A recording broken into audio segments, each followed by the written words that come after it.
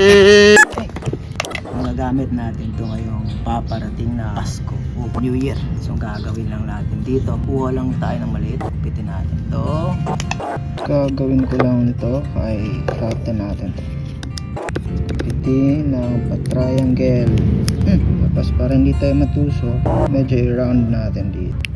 Yan.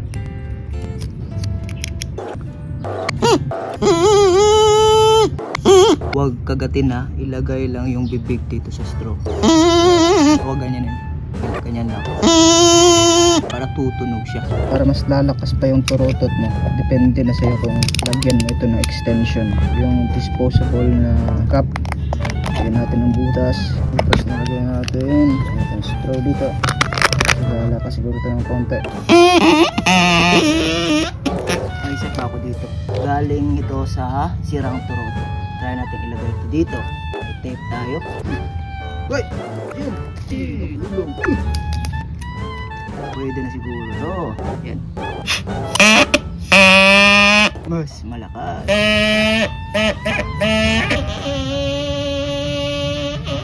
Dahil gusto nating mag-ingay ngayong New Year, ito ang gagamitin natin.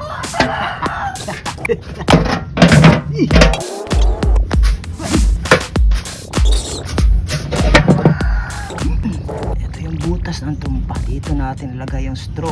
Itong mataas ang gawin natin pang ihip. Yan. Ilagay natin. Yung isa.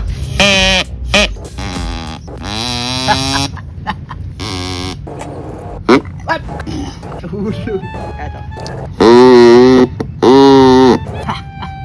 Medyo mahina siguro kapag mataas. Putulan natin. Try na natin itong maliit.